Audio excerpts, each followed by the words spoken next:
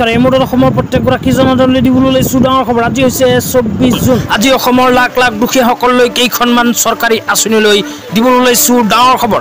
তো যিসকল মানুহে ভিডিঅ'টোত ক্লিক কৰিছে অনুগ্ৰহ কৰি ভিডিঅ'টো স্কিপ নকৰি প্ৰথমৰ পৰা শেষলৈ চাই থাকিব, কিয়নো এইটো ভিডিঅ'ৰ মাজত প্ৰধানমন্ত্ৰী মাতৃ বন্দনা যোজনাৰ পৰা আৰম্ভ কৰি আত্মসহায়ক গোটৰ মহিলাসকলৰ 10,000 টকা প্ৰদানক লৈ কেইখনমান গুৰুত্বপূৰ্ণ খবৰ আপোনালোকক প্ৰদান কৰিম। তো যিসকল মানুহে ভিডিঅ'টোত ক্লিক কৰিছে অনুগ্ৰহ কৰি ভিডিঅ'টো স্কিপ নকৰি প্ৰথমৰ পৰা শেষলৈ চাই থাকিব আৰু মোৰ চেনেলত নতুন হ'লে এনেকুৱা নতুন নতুন ভিডিঅ' সকলোতকৈ আগত পাবলৈ প্লিজ চেনেলটো ছাবস্ক্ৰাইব কৰি মোৰ লগত থাকিব। তো বলক ভিডিঅ'টো আৰম্ভ কৰি আজিৰ গুৰুত্বপূৰ্ণ খবৰ কেইখনৰ বিষয়ে বিস্তাৰিত জানি লওক। অনুগ্ৰহ কৰি ভিডিঅ'টো স্কিপ নকৰি চাই থাকিব। তো প্ৰথমে আপোনালোকক জনাই আছোঁ প্ৰধানমন্ত্ৰী মাতৃ বন্দনা আঁচনিলৈ। তো প্ৰধানমন্ত্ৰী মাতৃ বন্দনা আঁচনিত যিসকল মহিলাই আবেদন কৰিব সেই সকল মহিলাই কিন্তু পোনপটীয়াকৈ বেংক একাউণ্টত লাভ কৰিব 6,000কৈ টকা। তো কোনবোৰ মহিলাসকলে আবেদন কৰিব পাৰিব আপোনালোকক বিস্তাৰিত জনাই দিম। লগতে প্ৰধানমন্ত্ৰী মাতৃ বন্দনা যোজনাৰ ফৰ্ম ক'ত পাব, কেনেকৈ ফিল আপ কৰিব এতিয়া আপোনালোকক দেখুৱাই দিছোঁ। তো প্ৰথমে ফৰ্মটো ডাউনলোড যদি কৰিব বিচাৰে তেন্তে নিজৰ মোবাইলৰ ক্ৰোম ব্ৰাউজাৰটো অ'পেন কৰি ল'ব। ক্ৰোম ব্ৰাউজাৰ অ'পেন কৰি সাৰ্চ বাৰত লিখিব PM মাতৃ বন্দনা যোজনা এপ্লিকেশ্যন ফৰ্ম। তো এইখিনি লিখি জাষ্ট সাৰ্চ কৰি দিব।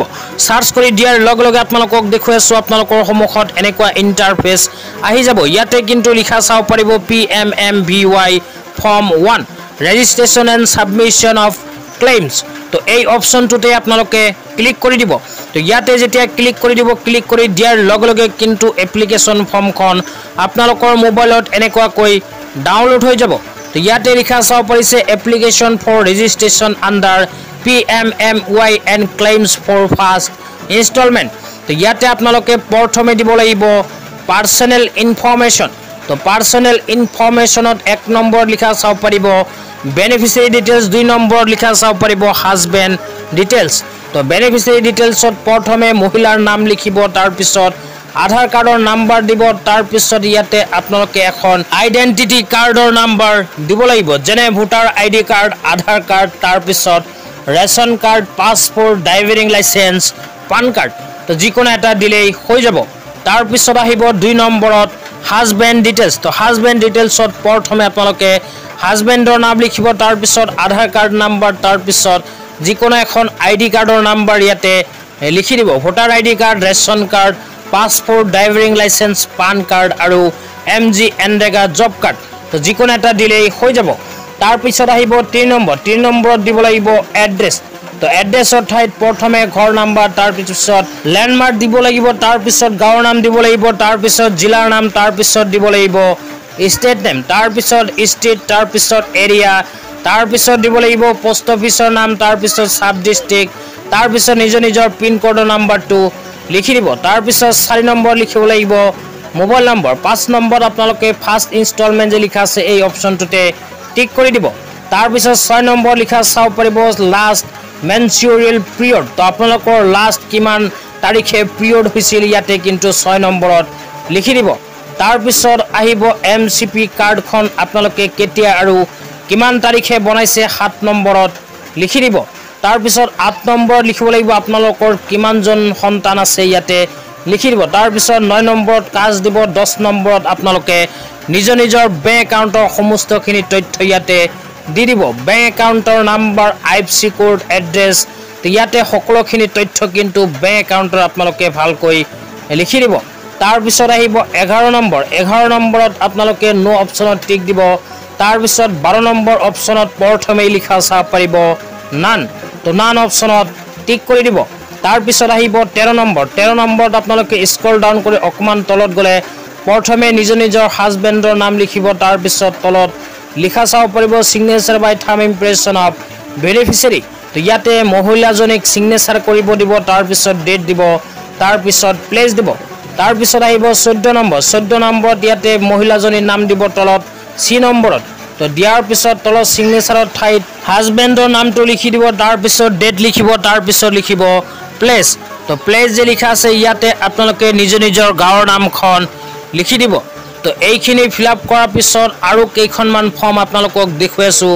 আপোনালোকৰ সন্মুখত এনেকুৱা আৰু এখন ফৰ্ম আহিব details to be fill up by the anganwadi worker ASHA বা ANM তো ইয়াতে আপোনালোকে দুটা ফৰ্ম পাব এই দুটা ফৰ্ম কিন্তু আপোনালোকৰ ফিল আপ কৰিব নালাগে এই দুটা ফৰ্ম আপোনালোকৰ অঞ্চলৰ যিজনী আশা বাইদেউ আছে আশা বাইদেউৰ ওচৰত লৈ যাব আশা বাইদেৱে কিন্তু এই ফৰ্ম দুখন ফিল আপ কৰি লৈ ল'ব তো ফাইনালি ফৰ্মটো ফিল আপ কৰা হোৱাৰ পিছত এইখন ফৰ্ম কিন্তু আপোনালোকে নিজৰ অঞ্চলৰ অঙ্গনবাড়ী ৱাৰ্কাৰ বা আশাৰ ওচৰত জমা দিব জমা দিলেই কিন্তু আপোনালোকৰ নাম প্ৰধানমন্ত্ৰী মাতৃ বন্দনা যোজনাত অন্তৰ্ভুক্ত হৈ যাব আৰু 6000 টকা লাভ কৰিব তেতিয়া আপোনালোকক জনাই দিছো কোনবোৰ মানুহে আবেদন কৰিব পাৰিব তো যি সকল মহিলাই প্ৰথম সন্তান গৰ্ভধাৰণ কৰিব কেৱল মাত্ৰ সেই সকল মহিলাইহে প্ৰধানমন্ত্ৰী মাতৃ বন্দনা যোজনাত আবেদন কৰিব পাৰিব তো বাকি কোনো মহিলাই কিন্তু এইখন আঁচনিত আবেদন কৰিব নোৱাৰিব তো আপোনালোকৰ যদি প্ৰথম সন্তান জন্ম হৈছে বা প্ৰথম গৰ্ভধাৰণ হৈছে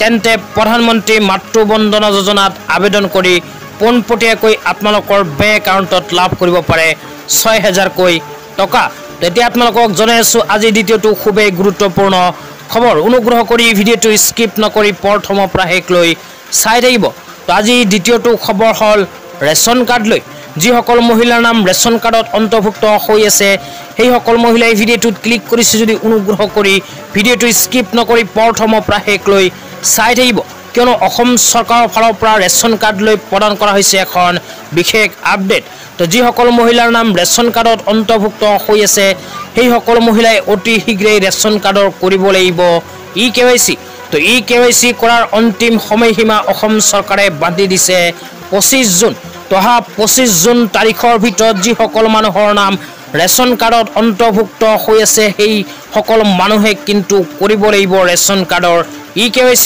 তো ৰেচন কাৰ্ডৰ EKYC নকৰিলে কিন্তু আপোনালোকৰ নাম ৰেচন কাৰ্ডৰ পৰা কৰ্তন হ'ব পাৰে তো যি সকল মানুহে এতিয়ালৈকে ৰেচন কাৰ্ডৰ EKYC কৰা নাই সেই সকল মানুহে নিজৰ ৰেচন দোকানীৰ ওচৰত গৈ 25 জুন তাৰিখৰ পূৰ্বেই কিন্তু কৰিব লাগিব ৰেচন কাৰ্ডৰ EKYC তো ৰেচন কাৰ্ডৰ EKYC কৰাত যদি কোনো অসুবিধা সন্মুখীন হৈছে তেন্তে নিশ্চয় এইটো ভিডিঅ'ৰ কমেন্ট বক্সত কমেন্ট কৰি জনাই দিব যে আপোনালোকে ৰেচন কাৰ্ডৰ EKYC কৰাৰ সময়ত কি সমস্যা সন্মুখীন হ'ব লগা হৈছে তো আপোনালোকে নিজৰ অঞ্চলৰ ৰেচন দোকানীৰ ওচৰত গৈ ৰেচন কাৰ্ডৰ EKYC কৰাৰ খবৰটো লৈ ল'ব তেতিয়া আপোনালোকক জনাইছো আজি তৃতীয়টো খুবেই গুৰুত্বপূৰ্ণ খবৰ ভিডিঅ'টো ইমানখিনিলৈকে চাইছে যদি অনুগ্ৰহ কৰি চেনেলটো সাবস্ক্ৰাইব কৰি মোৰ লগত থাকিব তেতিয়া আপোনালোকক আজি তৃতীয়টো গুৰুত্বপূৰ্ণ খবৰৰ বিষয়ে জনাইছো অনুগ্ৰহ কৰি ভিডিঅ'টো স্কিপ নকৰি চাই থাকিব তো আজি তৃতীয়টো খবৰ হল আত্মসহায়ক গোটৰ মহিলা সকলৰ বাবে তো যি সকল আত্মসহায়ক গোটৰ মহিলাসকলে মুখ্যমন্ত্ৰী মহিলা উদ্যমিতা অভিযান আঁচনিৰ 10000 টকা পোৱাৰ বাবে ইতিমধ্যে ফৰ্ম ফিল আপ কৰি জমা কৰিছে সেই সকল আত্মসহায়ক গোটৰ মহিলাসকলৰ ভিতৰত বহু আত্মসহায়ক গোটৰ মহিলাসকলৰ বেংক একাউণ্টত নোসোমাব 10000 টকা তো কোনবোৰ আত্মসহায়ক গোটৰ মহিলাসকলে 10000 টকা নাপাব এতিয়া আপোনালোকক বিস্তাৰিত জনাইছো অনুগ্ৰহ কৰি ভিডিঅ'টো স্কিপ নকৰি চাই থাকিব তো যি সকল আত্মসহায়ক গোটৰ মহিলাসকলে অসমৰ স্থায়ী বাসিন্দা নহয় সেই সকল আত্মসহায়ক গোটৰ মহিলাসকলে কিন্তু 10000 টকা নাপাব লগতে যি সকল আত্মসহায়ক গোটৰ মহিলাসকলে জেনেৰেল OBC আৰু MOBC কাষ্টত অন্তৰ্ভুক্ত কিন্তু তিনিটাতকৈ অধিক সন্তান সেই সকল আত্মসহায়ক গোটৰ মহিলাসকলেও কিন্তু নাপাব 10000 টকা লগতে যি সকল আত্মসহায়ক গোটৰ মহিলাসকলে ST SC মৰাণ মটক চাহ জনজাতিৰ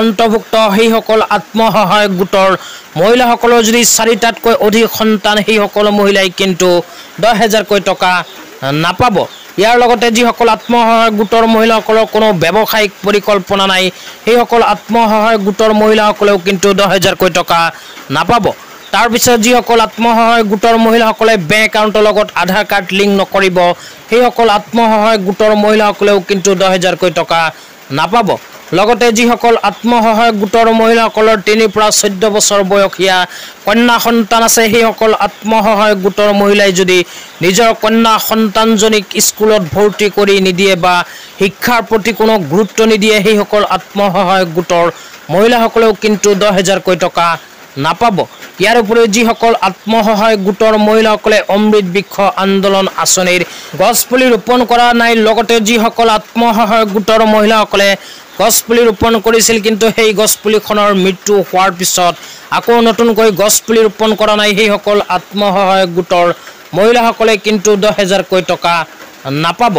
তো যিসকল আত্মসহায়ক গোটৰ মহিলাসকলে এইবোৰ নিয়মৰ ভিতৰত নপৰিব, সেইসকল আত্মসহায়ক গোটৰ মহিলাসকলে 10,000 টকা পোৱাৰ ফৰ্ম ফিল আপ কৰি জমা দিলেও কিন্তু বেংক একাউণ্টত নাপাব 10,000কৈ টকা।